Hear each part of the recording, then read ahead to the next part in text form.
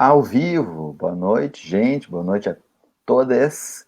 Estamos aqui nesta segunda-feira, nesse dia depois. Tem gente que fala em inglês, né? Mas é o dia depois de mais um processo democrático, digamos, né? Já que a democracia passou a poder envolver mentiras descaradas. A gente acha que são processos novos, né? Sempre foram assim, mas a gente deu uma certa evoluída no sentido da verdade, não, porque a gente não vai entrar aqui na discussão, afinal, o que é verdade. A Valentina vai chamar Aristóteles lá, e dizer que verdade é dizer que é do que é e que não é do que não é. Então, a questão é a seguinte, que mentir descaradamente é típico de um processo bolsonarista, né? E as eleições municipais foram contaminadas por essa possibilidade franca, clara, de poder dizer o que quiser, a hora que quiser, por mais maluco, fora da realidade e ofensivo que possa ser, tá valendo. Então a gente não é o único motivo da gente colecionar algumas derrotas de um horizonte de sociedade com justiça social, né? Essas eleições certamente têm outros motivos, mas esse é um. Acho que vai aparecer aqui nas nossas conversas. Então, boa noite, Bruno. Boa noite. Boa noite, Valentine da Silva Serpa. Boa noite. Estamos aí para estar juntos e conversar um pouco sobre os resultados eleitorais, certamente aqui de Porto Alegre, onde nós estamos, e alguns outros que andam no mesmo campo, assim, as disputas eram parecidas, eu acho que especialmente Recife, que é sempre uma questão parecida com Porto Alegre, né, assim, às vezes questões de vanguarda cultural, embora Recife seja um pouco mais, e que a disputa era parecida, e São Paulo, que também a disputa era parecida entre uma direita que não se assume extrema-direita, que teve que usar o mesmo discurso da extrema-direita para derrubar uma centro-esquerda, né? A gente tinha PCdoB, PT e PSOL, que a gente sabe que precisa também moderar um pouco nas eleições e quase acaba sendo uma centro-esquerda, mas o Bruno e o Valentini podem discordar dessa minha ideia também. E acabamos derrotados por uma série de motivos, vamos tentar falar um pouquinho delas agora. Estamos ao vivo no Facebook, depois colocaremos o vídeo no YouTube, então dá para curtir aí, compartilhar, mandar para quem quiser ao vivo no Facebook, botar os links aí nos grupos agora, e lá no YouTube dá para curtir a página da Lude Comunicação também. Vou passar pelas manchetes e já passo a palavra. Eleições, Sebastião Melo vence em Porto Alegre, Manuela lembra a campanha com as fake news, a abstenção no segundo turno em Porto Alegre é praticamente um terço, né, 30%, não só Porto Alegre, mas no Rio e São Paulo também. Depois a gente vai falar de alguns números aí de quais são os partidos que mais cresceram, que é um pouco assustador, né? Porque é pior que a extrema-direita é uma extrema-direita disfarçada de centrão. Tem uma análise do Breno Altman, que é uma figura que a gente acompanha bastante. Tem o Edmilson Rodrigues, lá em Belém do Pará, né? Essa cidade, esse estado maravilhoso, cidade maravilhosa, esquecida no Brasil. E tem o nosso moralista de cueca, patriota colonizado, que já virou chacota durante o dia de hoje, que é o Moro, administrando a obra falida ali das empreiteiras que ele ajudou a demolir no Brasil, e vira chacota por todos os lados. E tem também uma que chegou por último, que eu mandei pro pessoal aqui, que a gente acaba esquecendo, mas ela é tão assustadora, deixa eu ver aqui, o desmatamento da Amazônia é recorde, né? A contagem feita só com responsabilidade total desse governo assassino bolsonarista, bate recorde no número de desmatamento. Então digam lá, Bruno Valentini, o que vocês querem chamar por primeiro em relação às eleições?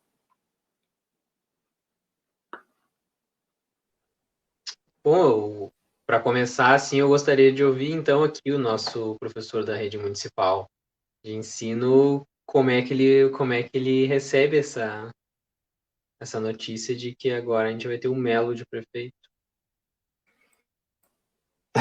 Já respondo, juntando os cacos, né? Já respondo. Deixa eu ver o que a Valentina aponta.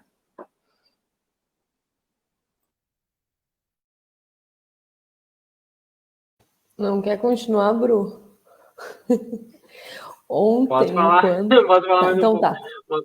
Oi, desculpa. Quer falar?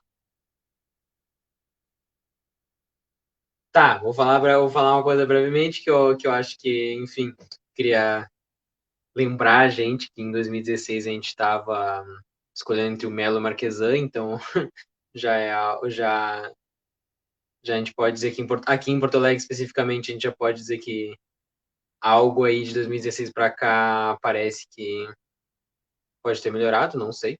Aí vocês digam o que vocês acham. Outra coisa que eu queria pontuar é que essa eleição parece que foi uma derrota para a esquerda. Primeiro, vamos pontuar isso, né? Foi uma derrota para a esquerda. Crescimento do centrão, que é, né, que é a direita que tem se radicalizado mais e mais. Mas por outro lado, foi uma eleição em que muitas novas lideranças se afirmaram nacionalmente, né? O Boulos é um grande exemplo disso. Aqui a gente teve uma vitória importante que foi a bancada negra em Porto Alegre. Então, eu acho que essas eleições foram uma derrota para a esquerda, de forma geral. Se a gente for pegar os números mesmo, foi uma derrota para a esquerda. Mas agora, em termos de renovação de quadros, pode ser que pavimente algo a longo prazo, né? Mas, enfim, a gente ainda está no golpe que foi dado em 2016, a gente não conseguiu sair do golpe ainda. A gente está sob o governo Bolsonaro, que é o governo do golpe, né? A sequência. E não sei, agora 2022 o pessoal tem falado em repetir o que aconteceu em São Paulo e em Porto Alegre, né, de conseguir fazer uma frente de esquerda, mas daí foi no segundo turno e parece que o Ciro não está muito pelo diálogo, não, né? Então, como sempre, né? Então, a princípio, assim, são esses meus comentários iniciais. Pois é, eu não sei se eu tenho que comentar. Desde 2016, todos os dias são piores. Só que a gente continua se assustando, né? E ficando triste, ficando mal. Ontem mesmo, durante a apuração, tava o Bru e eu mandando mensagem a cada 10 minutos, atualizou, e a Folha de São Paulo em 20 minutos já anunciou que o Melo tinha ganho, que isso? Só a gente que não sabia, só aqui que a gente estava sonhando, só aqui que a gente acreditou nas intenções de voto de 51% para a candidata de esquerda e 49% para o candidato da direita. É incrível, e a gente não pode não, né? Poder pode, porque não pode um círculo quadrado, mas a gente não deve analisar as coisas de uma maneira rasa também.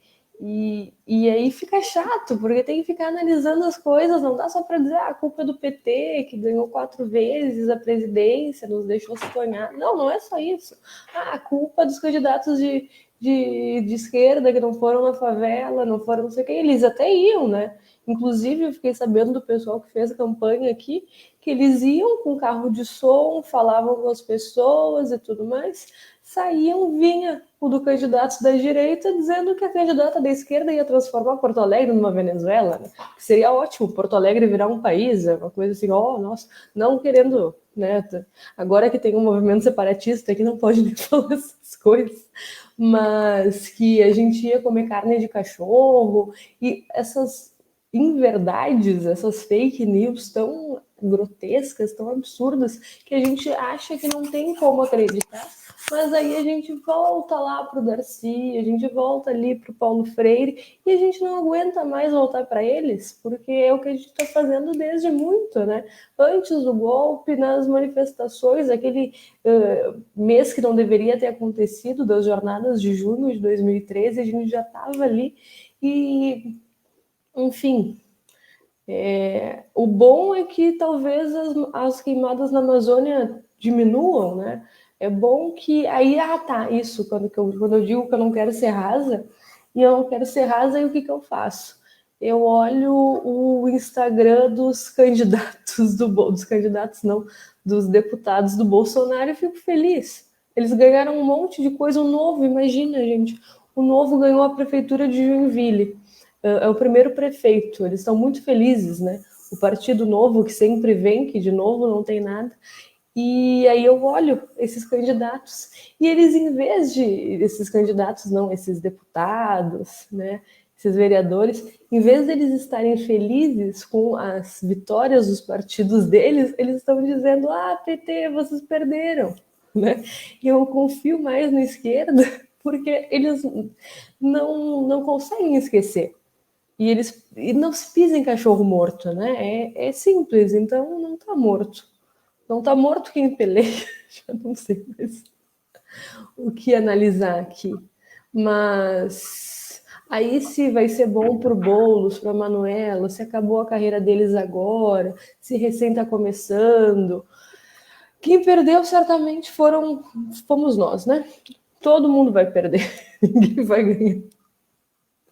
A tia Dilma tinha razão e a gente está vendo isso. Mas, e aí dá a invejinha dos povos originários, né? Também antes do Bolsonaro ser eleito, na época que o Temer recém tinha dado golpe, eu lembro dos caiganhes falando, a gente está acostumado com os governos, vocês é que não estão. Eu tenho medo por vocês, eles nos diziam. E a gente continua tendo que ter medo por nós. E agora por eles também em função da pandemia, mas se não fosse isso, tem muitos que conseguem se proteger. A gente é que não sabe. E isso, né, bandeira vermelha em todo o estado do Rio Grande do Sul. Voltamos à estaca zero. Mas bem, agora vem o Natal, né? Feliz Natal. Mas agora vem o Natal. É um alento, como se fosse Natal.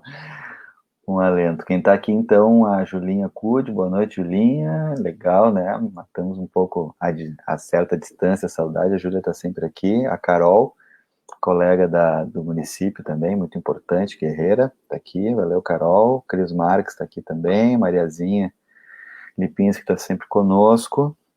A Carol diz, o ideário neoliberal já encruou na mente das pessoas. Mas quero crer que temos uma esquerda que está assim se reinventando e se fortalecendo depois do golpe. Vai um pouco no sentido do que o Bruno falava. Sim, é uma derrota, mas talvez seja importante analisar a configuração dessa derrota, né? Eu acho que o mais claro nesse sentido é que o segundo turno do ano passado era Marquesan e Melo. O segundo turno, 4 anos depois, é Melo e Manuela. Por esse lado é bom olhar, né? Mas a derrota se impõe e a gente tem mais 4 anos, que no total, se pegar só a questão do Marquesan, né, nessa análise, são 10 anos de muita dureza, né? De privatização de tudo à luz do dia, na nossa cara. E com este apoio que a gente duvida e tende a não entender, que é de quem mais precisa do serviço público, apoiando a privatização.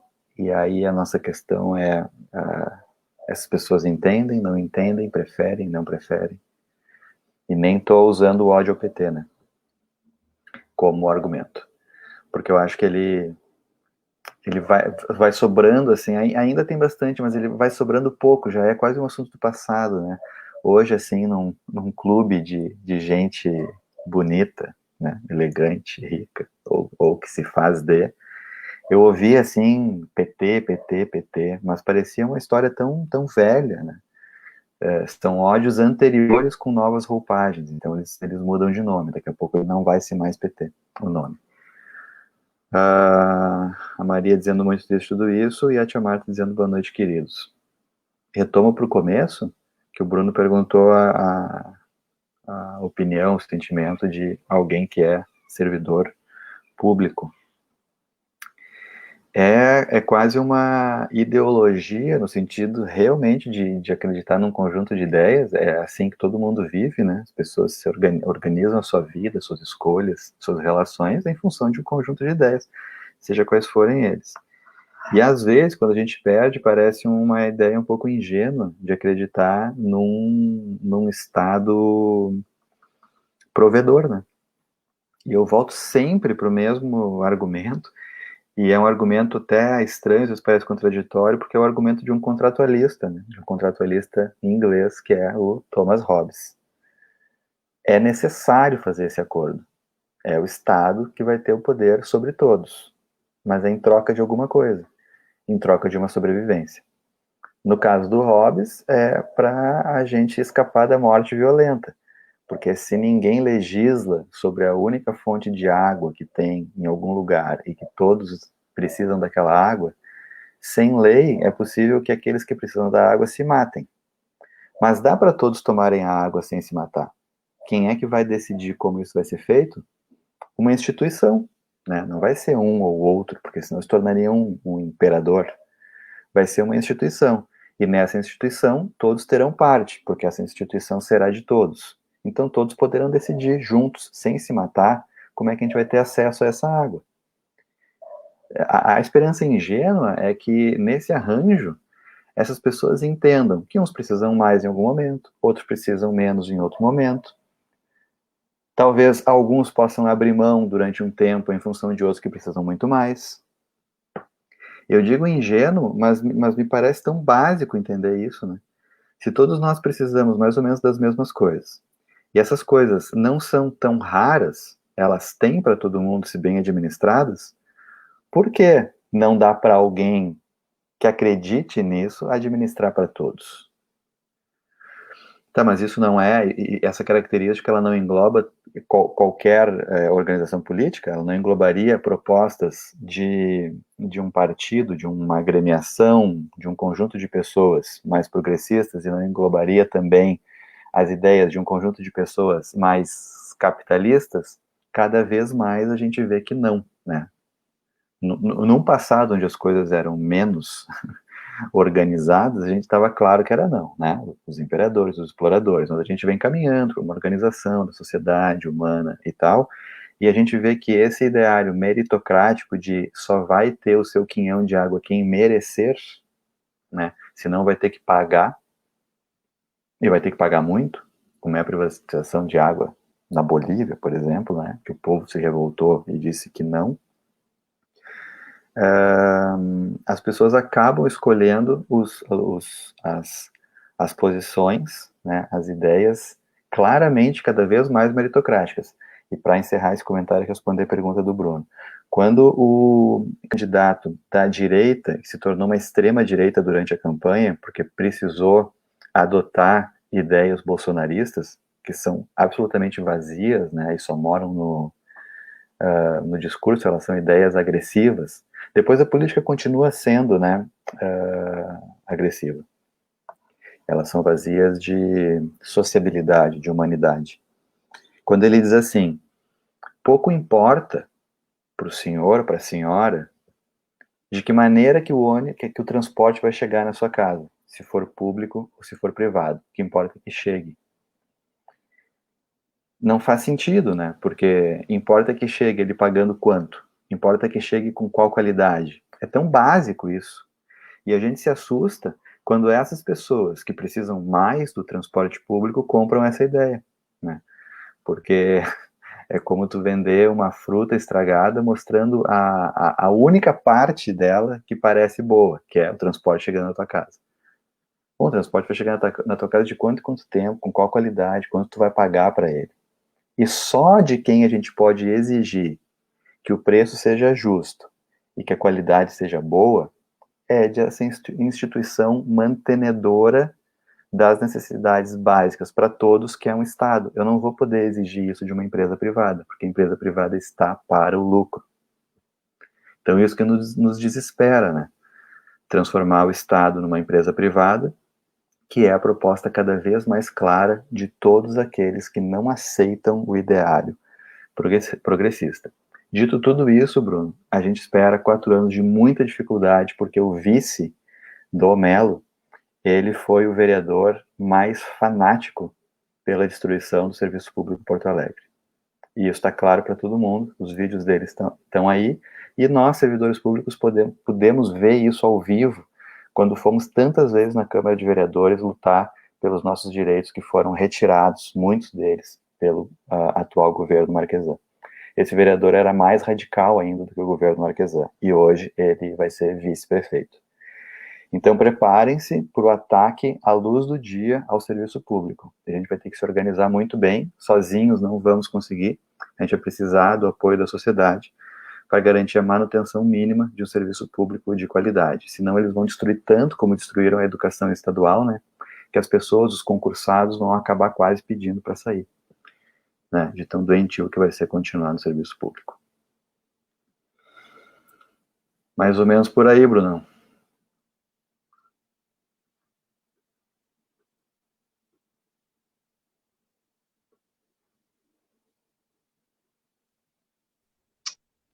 De repente, tá rolando, estão rolando vários comentários. Vai lá, então. Tá rolando vários comentários aqui, de repente dá para ler eles. Eu acho que eles vão nessa direção. Vai, filho. Pode ser?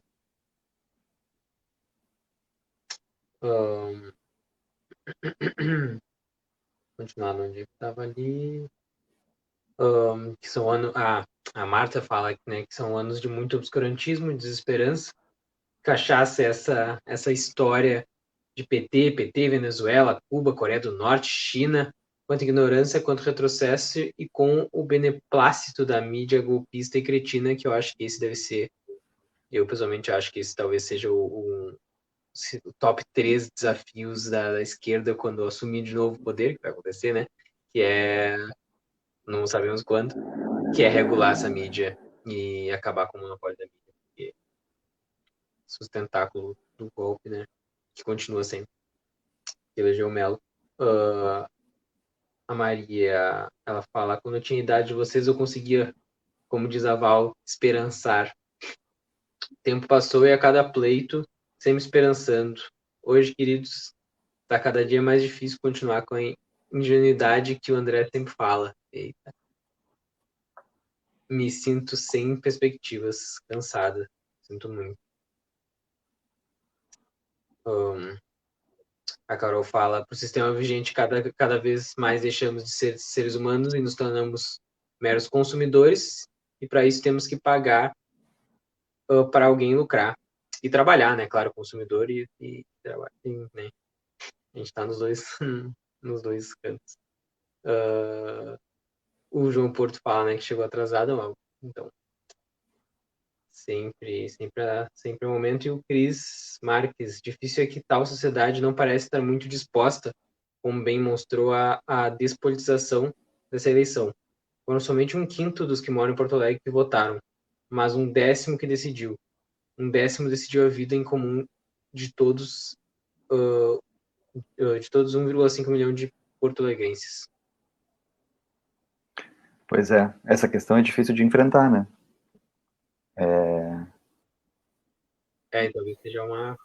Talvez seja a grande questão, né, agora. Isso que o Cris fala na hora que eu estava falando contigo também, Bru, chorando no banheiro, que a gente estava olhando ali o percentual dos votos, que absurdo, e gente que a gente conhece, assim, pelo menos de 2º, 3º grau na praia, né? Como se não tivesse pandemia, mas votar não. E aí tem muitas pessoas que acham que se mais pessoas votassem, daria à esquerda, mas não tenho essa esperança também, que aí são as pessoas que têm as comorbidades, são as pessoas mais idosas, são as pessoas que levam a pandemia a sério e não saem. Mas já faz muito tempo que a abstenção ganha, né? Eu não me lembro quando foi, não sei se do Marquesan não foi o meu candidato que ganhou também, que era o nulo, porque eu não queria nem o Melo, nem o Marquesan. E é difícil como redemocratizar, mas de uma maneira que seja democrática, porque é um saco isso do voto ser obrigatório. As pessoas ficam nessa coisa assim, tanto é que a gente olha por toda Porto Alegre, o Toniolo mandando as pessoas anularem, e eu não sei. Eu não sei como despertar, assim, fomentar uma vontade. E outra coisa que não adianta a gente ficar falando, né, é aquela coisa rasa. A minha internet tá caindo. Pode falar que estamos ouvindo. Ah, tá. E a outra coisa rasa, assim, é dizer que a Manuela não ganhou porque as pessoas não se identificam com ela porque ela é da classe média alta. Bom, quem é que se identifica com Cachaceiro do Melo? Bom, eu me identifico, mas não enquanto projeto político. É assim, não dá para cair nessa. O Brasil precisa ser estudado e tem muita gente estudando, mas isso é outra notícia, né? Vão cortar as bolsas da CNPq, CAPES, acabou a graduação no Brasil, estudar para quê? Bom, sobre voto obrigatório e tal, que sempre volta, né? Ainda mais quando a gente tem essa suposta despolitização, mas é uma vontade das pessoas, elas lavam as mãos, e isso é uma descrença no Estado e na política, que é o modo pelo qual a gente organiza o Estado, né? A participação na vida da cidade é a política. Parece que essas pessoas são um pouco, nesse sentido, piores do que aquelas que vão lá e votam em alguém que a gente discorda. Tá? Porque aquelas que vão lá e votam no Melo, que votam no Bolsonaro, elas, de alguma forma, acreditam no sistema político, por mais que elas votem no Bolsonaro querendo ditadura militar ou AI-5, né? Um pouco contraditório, mas aí vai um pouco da ignorância dessas pessoas. Mas aquelas que não votam são, de fato, as mais preocupantes. Eu sempre penso que uma boa maneira da gente entender isso é pensar por que o voto é obrigatório ou por que o voto passa a ser obrigatório num país como o Brasil. Eu quero acreditar que é porque é um país muito desigual e tu não pode ficar à mercê do voto a cabresto, né? Porque se só fosse votar quem quisesse, como é um país muito desigual, ia ficar muito fácil de tu comprar muitos votos. E aí sim a Falando eleição ia em ficar muito voto a desigual. cabresto, desculpa acabar com o teu raciocínio. Ontem saíram várias notícias de que tinha compra de votos aqui em Porto Alegre. Não sei se vocês viram. Não vimos. Mas Não vi, sei que lá em Recife teve prova contundente disso, assim, de compra de votos. o voto obrigatório seria um remédio para isso, né? É. Para que a compra de votos ela não seja tão esparelha, porque então todo mundo é obrigado a votar e aqueles que não foram comprados, eles têm que votar e espera-se que os comprados sejam bem menor do que o número de não comprados. Por isso que o voto é obrigatório. Então, numa sociedade muito desigual, eu acho que não tem como pensar em um voto não ser obrigatório. Para a gente poder pensar em um voto não obrigatório, a gente teria que alcançar uma sociedade mais igualitária. O voto pode ser não obrigatório na Groenlândia, Nova Zelândia, Suíça, sei lá.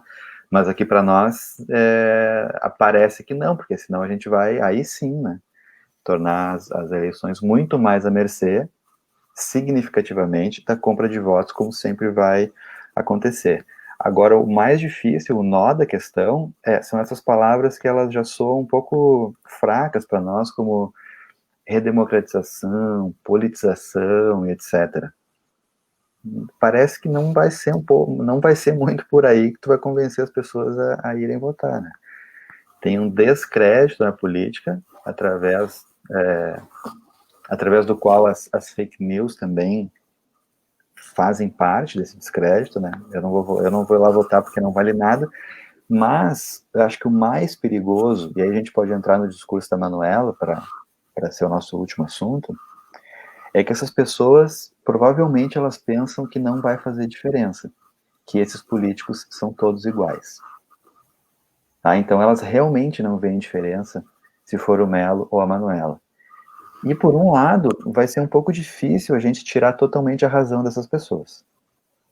Porque na hora do pleito, né, na hora da campanha, algo faz, no medo de perder votos, que esses discursos, por mais aparentemente distintos que eles sejam, eles se homogeneizam. Uma pessoa que não acompanha política, que não pôde estudar ou que não pôde se informar, porque tem muita gente que não pôde estudar, mas sabe se informar muito bem, tem muita gente que estudou muito e não consegue dar sentido, né, para as ideias claras do mundo, mas alguém que não está ligado, que não pode olhar um debate e meio que em algum momento pode não achar muita diferença. Porque os subterfúgios usados, as maneiras de se portar, elas são muito parecidas. E isso facilita aquele que não tem nada para dizer, ou que não quer dizer nada, que geralmente é a direita ou a extrema-direita. Consegue ficar parecido com alguém que tem propostas. E eu fico pensando numa maior radicalização em termos de claridade, de clareza de proposta dos partidos progressistas à direita. Tem coisas que não dá, parece mais, para abrir concessão. Não, isso nós não vamos fazer. Sim, nós acreditamos num Estado forte, rígido, que não permite isso, que não vai fazer aquilo. Sabe? Uma certa radicalização no sentido de deixar mais claro mesmo qual é a proposta.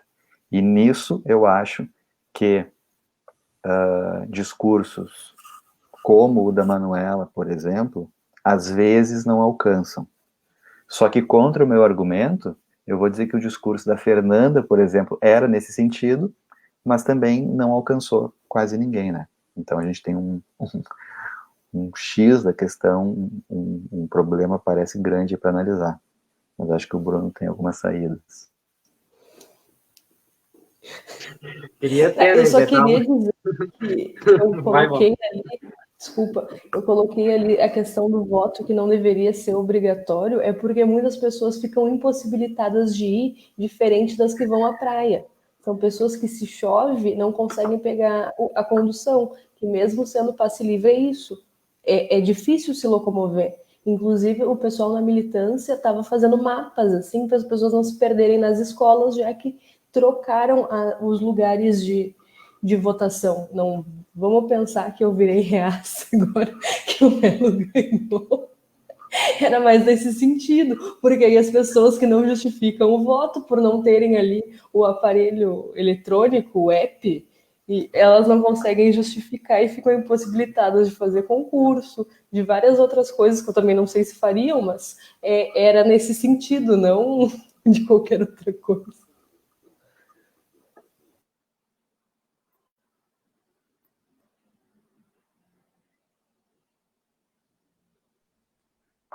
Sim, eu só queria então fazer um comentário mais ou menos final da minha parte, assim, que é desesperança na política é projeto, né? Tanto quanto a crise da educação no Brasil é projeto também, né? Então, claro, a quem interessa é que as pessoas achem que não faz diferença. E, claro, dentro de certas... Né, como o André falou, a gente não pode dar total descrédito para quem diz que não faz diferença, porque sim, o Estado ele não depende do prefeito, da prefeita, não depende, ele é mais amplo que isso, né? Depende de outras forças também, e é claro, não eleger prefeita não quer dizer que não é a panaceia, né? Não vai resolver tudo, tem que eleger também vereadores, não sei o quê, tem toda uma função. E se a gente quiser debater ainda capitalismo e tal, então já vai para outra seasa, né? E outra coisa que o André falou sobre a gente, o André tá aqui, né? O André falou sobre a gente endurecer no sentido de falar, não, a gente apoia sim essas coisas. Eu tava vendo não me lembro quem, uma comentarista do TV 247 já foi eleita vereadora em algum lugar no Nordeste pelo PCdoB, e ela tava falando que a gente tem que fazer isso também na pauta moral, porque essa gente tá fazendo ataque, quer fazer esse debate não, que eles fazem ataque moral, cultural, e a gente fica meio assim, fica meio acuado, e não, a gente tem que firmemente dizer que tipo de sociedade que a gente quer, né, e que tipo de moral, ética, que tipo de valores a gente tem, e fazer essa disputa, né? Porque senão a gente acaba se acuando falando, não, pois é, claro que a gente tem que falar sobre Estado forte, a gente tem que falar sobre questões econômicas e tal, é óbvio que isso daí é central, assim, mas muito voto está sendo ganhado em função de pauta moral. Então a gente tem que conseguir fazer esse debate também, né? A gente não conseguiu refutar a mamadeira de piroca, o kit gay, imagina o que de verdade, né? Aí tá o desafio, né?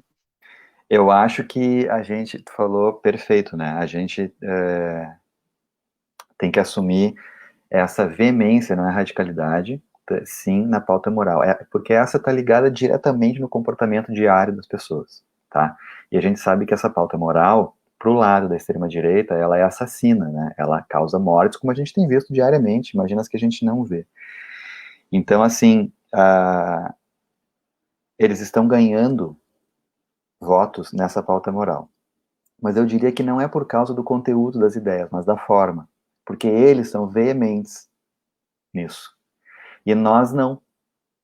Nós tergiversamos porque a gente fica com medo de perder alguns votos, né, ao ser veemente na forma de defender a pauta moral. Eu quero acreditar que a gente não vai perder votos assumindo a pauta moral. Porque tem muita gente desinformada sobre tudo isso. Então é claro que a gente não vai ganhar o voto daqueles que têm certeza sobre isso, né? Que são os reacionários mais violentos e cúmplices de assassinato. Esses continuarão sendo, sempre serão. Eles só têm que voltar para o lugar onde eles ficaram nos últimos 20, 30 anos, né? Essa gente careta e covarde. Então é nossa responsabilidade assumir com clareza e com veemência, sim, como tu falou, esse discurso, porque é a nossa clareza e a nossa veemência que vai trazer esses meio indecisos que são capturados pela veemência do discurso assassino. Uma hora a gente vai ter que acreditar nisso, né? Assumir isso sem medo de perder, mas sabendo que se a gente tiver clareza, a gente provavelmente vai ganhar mais.